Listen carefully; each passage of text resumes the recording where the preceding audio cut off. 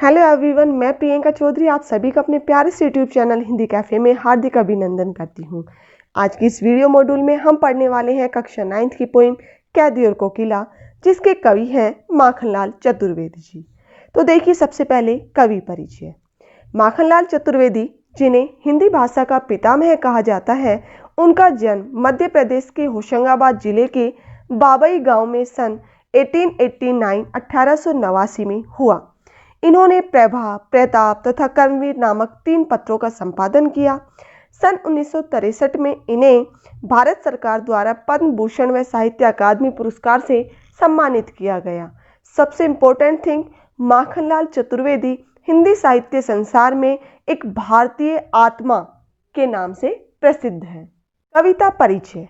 कैदी और कोकिला श्री माखनलाल चतुर्वेदी की सुप्रसिद्ध कविता है। इसमें कवि ने अंग्रेजी शासकों द्वारा भारतीयों पर किए गए जुल्मों का सजीव चित्रण किया है। प्रस्तुत कविता भारतीय स्वतंत्रता सेनानियों के साथ अंग्रेज अधिकारियों द्वारा जेल में किए गए दुर्व्यवहारों एवं यातनाओं का मार्मिक साक्ष्य प्रस्तुत करती है। प्रस्तुत कविता के माध्यम से एक ओर भारतीय स्वतंत्रता सेनानियों के द्वारा किए गए संघर्षों का वर्णन है, तो दूसरी ओर अंग्रेज सरकार की शोषणपूर्ण नीतियों को उजागर किया है। कवि स्वयं महान स्वतंत्रता सेनानी है। वह स्वयं स्वतंत्रता आंदोलन में भाग लेने के कारण जेल में बंद है। वह कौन? माखनलाल चतुर्वेदी जी। वहाँ के एकाकी एवं यात्रा में जीवन से उदास एवं निराश है। कवि रात को कोयल की ध्वनि सुनकर जाग उठता है और किस प्रकार से कवि कोयल को अपने मन का दुख, असंतोष और आक्रोश सुनाता है, उसी का वर्णन यहाँ पर किया गया है। प्रस्तुत पद्यांश में माखनलाल चतुर्वेदी जी जब रात को कोयल की ध्वनि सुनकर जाग जाते हैं, तब वे अपने मन के दुख और ब्रिटिश शासन के प्रति अपने आक्रोश को व्यक्त करते हुए कोयल से कहते हैं कि क्या गाती हो, क्यों रह जाती हो, कोकिल बोलो तो क्या गाती हो। मध्य रात्रि में कोयल की आवाज़ सुनकर कवि कोयल से पूछ रहे हैं कि आधी रात को तुम क्या गा रही हो।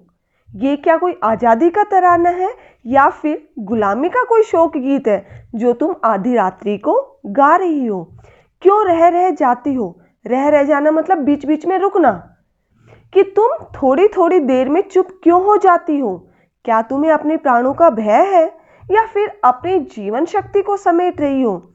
कोकिल बोलो तो, कोयल बोलो तो क्या लाती हो। हे कोयल, तुम क्या लेकर आई हो। संदेशा किसका है, किसका संदेश लेकर यहाँ आई हो। कोकिल बोलो तो कि क्या देशवासियों ने तुम्हें यहाँ कोई संदेश लेकर भेजा है। हे कोयल, तुम मुझे कुछ तो बताओ, कुछ तो बोलो। ऊंची काली दीवारों के घेरे में, डाकू चोरों बटमारों के डेरे में, जीने को देते नहीं पेट भर खाना, मरने भी देते नहीं तड़प रह जाना। इस पद्यांश में कवि माखनलाल चतुर्वेदी कोयल से जेल का माहौल बता रहे हैं और उसी संवाद, उसी बातचीत के दौरान वो अपनी पीड़ा व्यक्त करते हुए कह रहे हैं कि ऊंची काली दीवारों के घेरे में, घेरे अर्थात बंधन में, कि मैं यहाँ कारागार की, जेल की ऊंची ऊंची दीवारों के घेरे में हूँ, ऊंची ऊंची दीवारों में बंधा हुआ हूँ। मुझे अंग्रेजों ने काल कोठरी में बंद किया हुआ है। काल कोठरी क्या होती है? काल कोठरी से तात्पर्य होता है एक ऐसी जगह जहाँ सिर्फ अंधेरा ही होता है और वो बहुत ही छोटी होती है चौड़ाई में, ठीक है। उसे क्या कहते हैं? काल कोठरी। डाकू चोरों बटमारों के डेरे में, बटमार क्या होते हैं? जो रास्ते में यात्रियों को लूटने वाले होते हैं। और आगे कवि कह रहे हैं कि हमें ऐसी जेल में रखा गया जहाँ डाकू भी है, चोर भी है, बटमार अर्थात रास्ते में यात्रियों को लूटने वाले भी हैं। इससे क्या तात्पर्य है कवि का?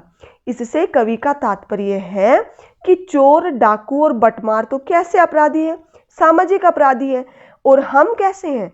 हम तो राजनीतिक अपराधी हैं। फिर भी जो अंग्रेजी शासन है, अंग्रेजी शासक के जो लोग हैं, उन्होंने हमें इनके साथ रखा हुआ है। जीने को देते नहीं पेट भर खाना।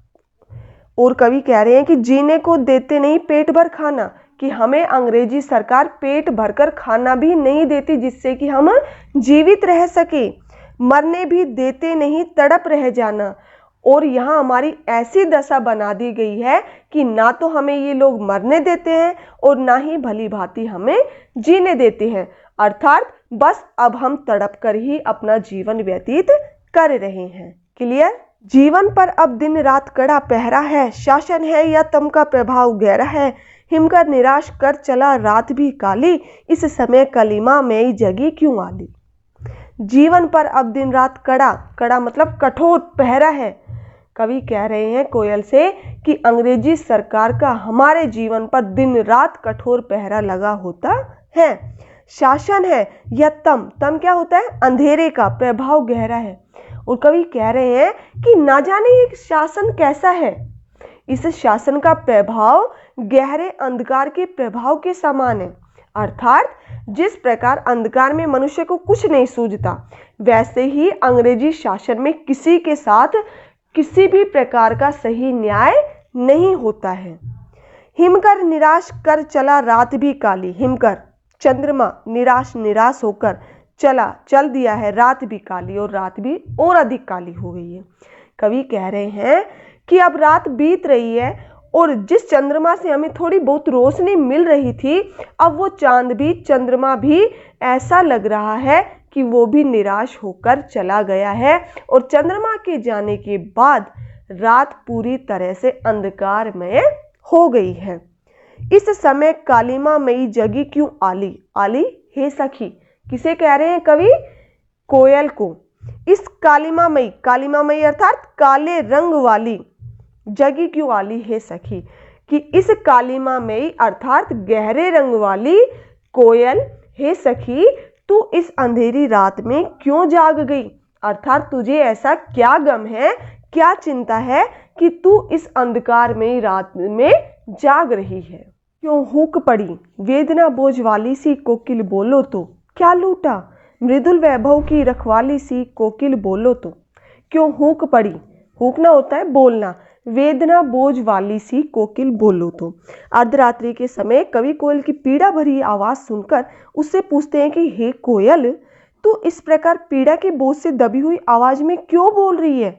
मुझे ऐसा लग रहा है मानो तुम्हारे मन पर दुख का कोई बोझ हो। क्या लूटा, कोयल बताओ तुमसे क्या लूटा गया, या फिर तुमने किसी को लूटते हुए देखा है क्या। मृदुल वैभव की रखवाली सी, मृदुल मधुर, वैभव धन संपत्ति या सुख की रखवाली करने वाली हे कोयल, कोकिल बोलो तो। कि कोयल को मीठी वाणी का प्रतिनिधि माना जाता है, आप सभी को पता ही है। लेकिन कवि कोयल की पीड़ा भरी कूक सुनकर कोयल से कहते हैं कि तुम तो मीठे स्वर की रखवाली करती हो, किंतु आज ऐसी वेदना युक्त आवाज में क्यों बोल रही हो। क्या हुई बावली अर्धरात्रि को चीखी, कोकिल बोलो तो। किस दावानल की ज्वालाएं हैं दिखी, कोकिल बोलो तो। क्या हुई बावली। आगे कवि कहते हैं कि आधी रात को किसी पक्षी का बोलना सामान्य बात तो है नहीं, तो तुम्हारा इस प्रकार से बोलना असामान्य सा लग रहा है। तो कोयल, क्या तुम पागल हो गई हो जो आधी रात के समय में कूकने लगी हुई हो। अर्धरात्रि को चीखना मतलब आधी रात के समय में कूकना या बोलना। कोकिल बोलो तो, कि कोयल मुझे बताओ कि क्या बात है। किस दावानल की, दावानल क्या होता है, जंगल की आग को कहते हैं। ज्वालाएं हैं दिखी, ज्वालाएं मतलब लपटे, क्या आपने देखी हैं।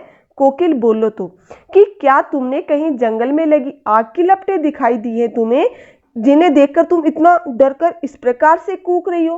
कोयल बोलो तो मतलब कोयल तुम मुझे बताओ कि तुमने ऐसा क्या देखा है, किसका संदेश लेकर आई हो कि तुम इतनी रात्रि को मतलब आधी रात बीत जाने के बाद तुम इस तरीके से पेड़ पर बैठकर कूक रही हो या बोल रही हो। क्या देख नहीं सकती जंजीरों का गहना, हथकड़ियां क्यों यह ब्रिटिश राज का गहना, कोलू का चरचक चूं जीवन की तान, मिट्टी पर अंगुलियों ने लिखेगा। क्या देख नहीं सकती जंजीरों का गहना। कवि इस पद्यांश में अंदाजा लगा रहे हैं कि शायद कोयल उनके हाथों व पैरों में जो जंजीरें हैं उनको देखकर चीख रही है, उसे बहुत दुख हो रहा है उनकी जंजीरों को देखकर। तब कवि कोयल से पूछता है कि क्या देख नहीं सकती जंजीरों का गहना, कि क्या तुम यह जंजीरों का जो गहना है मतलब अंग्रेज सरकार ने हमें जो जंजीरें पहनाई हुई है वो जंजीरों के गहने को क्या तुम देख नहीं पा रही हो।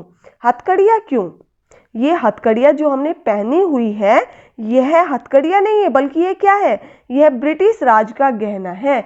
यह तो ब्रिटिश राज्य के गहने हैं जो वह भारतीयों को पहनाते हैं। ऐसा कौन कह रहे हैं? कवि। किससे?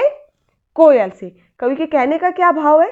कवि के कहने का भाव है कि ब्रिटिश शासक, जो अंग्रेजी सरकार के जो शासक हैं, वो भारतीय स्वतंत्रता सेनानियों के पैरों में और हाथों में, पैरों में तो क्या डाल देते हैं? बेड़ियां डाल देते हैं, और हाथों में हथकड़ियां डाल देते हैं। ठीक है। और कवि उन पैरों की बेड़ियों को और हाथों की हथकड़ियों को कोयल से ब्रिटिश राज्य के गहने बता रहे हैं। कोल्हू का चरचक चू। चरचक चू क्या होते हैं? कोल्हू के चलने पर निकलने वाली जो ध्वनि होती है वो चरचक चू जैसी आती है। ठीक है, चू चू जैसी। जीवन की तान। आगे कवि कह रहे हैं कि कैदियों से जो ब्रिटिश शासक हैं वो क्या चलवाते हैं? कोल्हू चलवाते हैं, और उससे जो चरचक चू की ध्वनि निकलती है वह मानो हमारे जीवन की तान हो। मिट्टी पर अंगुलियों ने लिखे गान। गान अर्थात गीत। और यहाँ कारागार में, जेल में रहते हुए स्वतंत्रता सेनानियों ने मिट्टी पर अपनी अंगुलियों से ही देशभक्ति के गीत लिख दिए हैं। मतलब कारागार में जो स्वतंत्रता सेनानी कैद हैं, ब्रिटिश शासक ने जिन्हें कैद किया हुआ है, वो अपनी अंगुली से मिट्टी के ऊपर भारत के देशभक्ति के गीत लिखते हैं। हूँ मोट खींचता लगा पेट पर जुआ, खाली करता हूँ ब्रिटिश अकड़ का कुआं।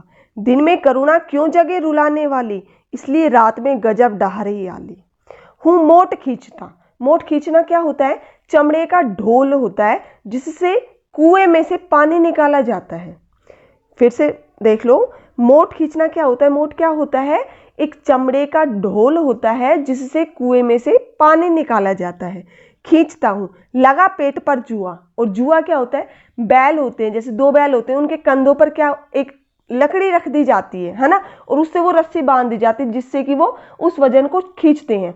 उसी प्रकार से कवि कह रहे हैं कि मैं अपने पेट पर जुआ लगाकर, मतलब जो बैल के कंधों पर रखी जाने वाली जो लकड़ी है, उस लकड़ी को अपने पेट पर लगाकर मैं मोट खींचता हूँ। मतलब चमड़े का ढोल जिससे कुएं में से पानी निकालता है, मैं उस चमड़े के ढोल को कुएं में से निकालता हूँ। मतलब कुएं में से मैं पानी निकालता हूँ।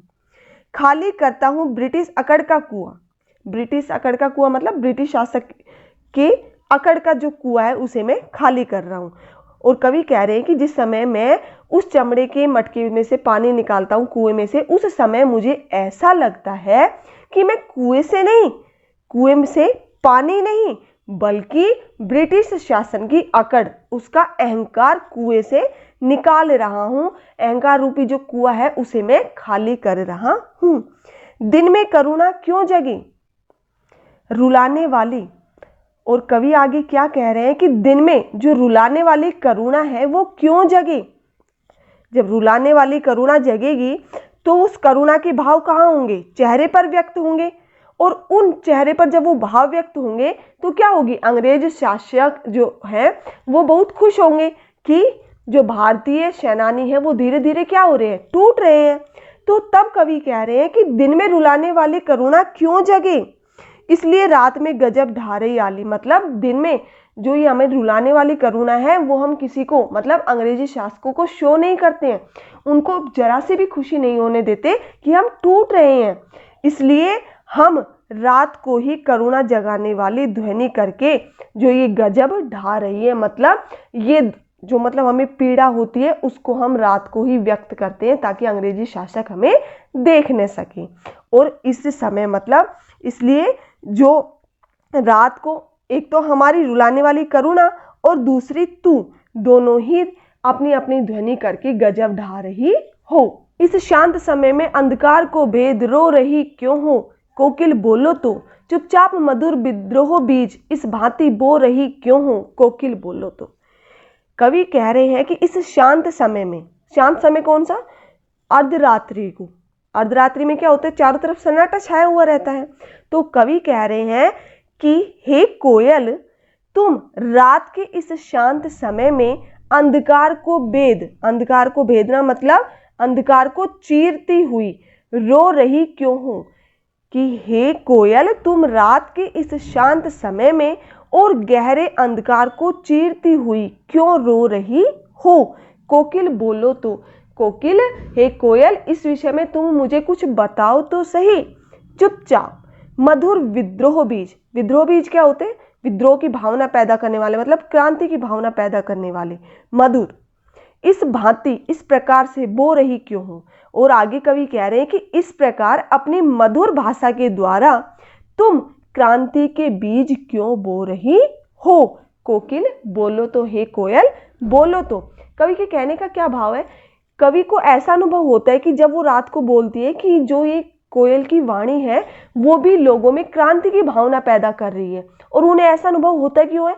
क्योंकि कवि माखनलाल चतुर्वेदी भी उस कारावास में बंद होकर भी अपनी रचना लिख रहे हैं, जिसमें कि वो लोगों को अंग्रेजी सरकार के प्रति जागरूक कर रहे हैं, उनसे लड़ने के लिए प्रेरित कर रहे हैं, उनमें क्रांति के बीज बो रहे हैं। इसीलिए कवि को रात में कोयल के बोलने पर ऐसा लगता है कि वो भी क्रांति के बीज ही बो रही है। किसके द्वारा? अपनी मधुर वाणी के द्वारा। काली तू रजनी भी काली, शासन की करनी भी काली, काली लहर कल्पना कालिनी, मेरी काल कोठरी काली, टोपी काली कमली काली, मेरी लो श्रृंखला काली, पहरे की हुंकृति की व्याली, तिस पर है गाली ए आली। काली तू। कवि कोयल को कह रहे हैं कि काली तू, कि हे कोयल तू भी काली है, रजनी रात भी काली है, कि तू भी काली है और रात भी काली है। शासन की, ब्रिटिश शासन की जो करनी है, कर्म है, वो भी काली बुरे हैं, और ब्रिटिश शासन के जो कर्म है वो भी काले हैं, अर्थात वो भी बहुत बुरे हैं। काली लहर, कल्पना काली, उसकी जो कल्पना की काली है, मतलब जो वो सोचते हैं, कौन? ब्रिटिश शासक जो सोचता है, उनकी कल्पनाओं की, उनकी सोच की जो लहर है वो भी कैसी है? वो भी काली है। मेरी काल कोठरी काली, और जो जिस जेल में, जिस कमरे में मुझे बंद किया गया, जिस काल कोठरी में मुझे बंद किया गया है, वो काल कोठरी भी क्या है? काली है। टोपी काली कमली काली, कमली होता है कंबल, कि मेरी टोपी भी काली है, और जो जेल में मुझे कंबल दिया गया है उसका रंग भी काला है।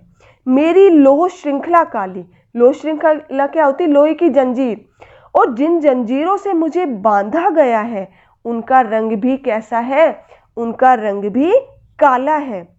पहरे की हुंकृति, हुंकृति अर्थात हुंकार की, ब्याली सर्पिणी, कि हे कोयल उनके द्वारा बिठाए गए पहरे की जो हुंकार है वो सर्पिणी की भांति ही काली है। तिस पर है गाली ए आली, तिस पर, इतना होने पर भी गाली है ए आली, हे सखी, कि हे सखी इतना कुछ होने पर भी वे गाली देकर ही बुलाते हैं।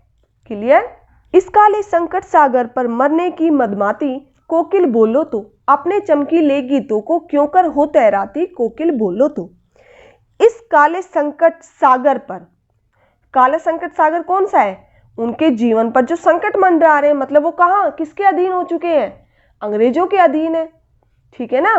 तो कवि कह रहे हैं कि इस काले संकट रूपी सागर पर जो लहरें हैं वो लहराने पर भी, मतलब जीवन पर संकट मंडराते रहने पर भी हमें मरने की मदबाती मस्ती छाई हुई है, अर्थात हमें बलिदान होने की, बलिदान देने की हमारे ऊपर मस्ती छाई हुई है।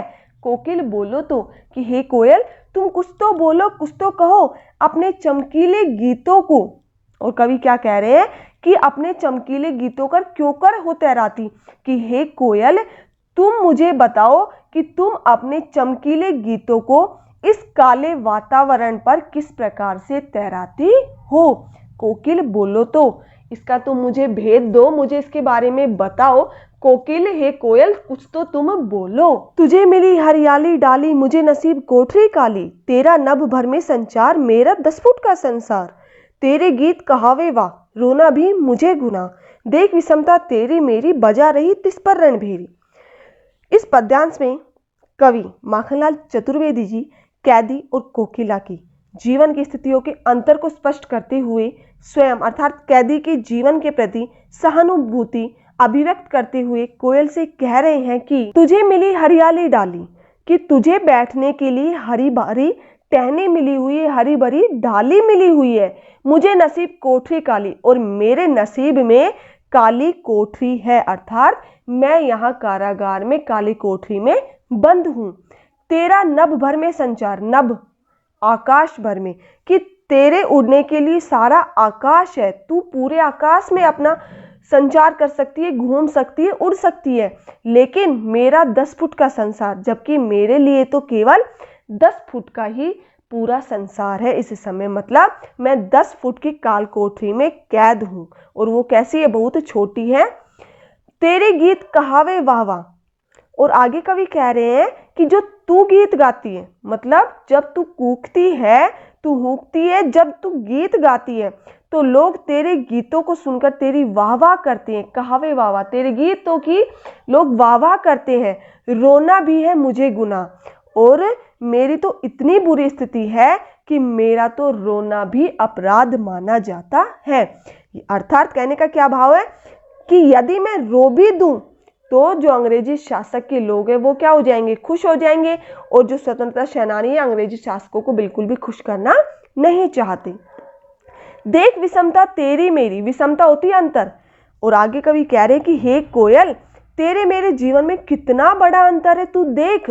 बजा रही तिस पर रणभेरी, रणभेरी क्या होती है, युद्ध का नगाड़ा, और तू इस विषमता को देखते हुए भी, मतलब तू इस अंतर को देखते हुए भी युद्ध का नगाड़ा बजा रही है। इस हुंकृति पर अपनी कृति से और कहो क्या कर दूं, कोकिल बोलो तो। मोहन के व्रत पर प्राणों का आसव किसमें भर दूं, कोकिल बोलो तो। और आगे कवि कोयल से फिर से प्रश्न पूछता हुआ कहते हैं कि इस हुंकृति पर, इस हुंकार पर अपनी कृति से, कृति क्या होती है, रचना से, और कहो क्या कर दूं, कि इस हुंकार पर मैं अपनी रचना से बताओ और क्या कर दूं। मतलब आप मुझे ऐसा बताओ जिससे मैं अपनी काव्य रचनाओं के माध्यम से अंग्रेजी शासन के विरुद्ध भारतीय जनता में विद्रोह की भावना कैसे भरूं। ऐसा मुझे कोई तरीका, ऐसा मुझे कोई उपाय बताओ। कोकिल बोलो तो, कोयल बोलो तो। मोहन के व्रत पर, मोहन कौन, मोहनदास करमचंद गांधी जी। गांधी जी के व्रत पर, उनका व्रत क्या था, देश के लोगों को आजाद कराना। प्राणों का आसव, आसव मतलब आनंद, किसमें भर दूं। और आगे कवि कह रहे हैं कि हे कोयल, तू ही बता कि महात्मा गांधी की जो स्वतंत्रता प्राप्ति के व्रत है, जो स्वतंत्रता प्राप्ति का जो उन्होंने व्रत धारण किया हुआ है, उस स्वतंत्रता प्राप्ति के व्रत पर प्राणों का आनंद मैं किसमें भर दूं, कोयल बोलो तो। Thank you.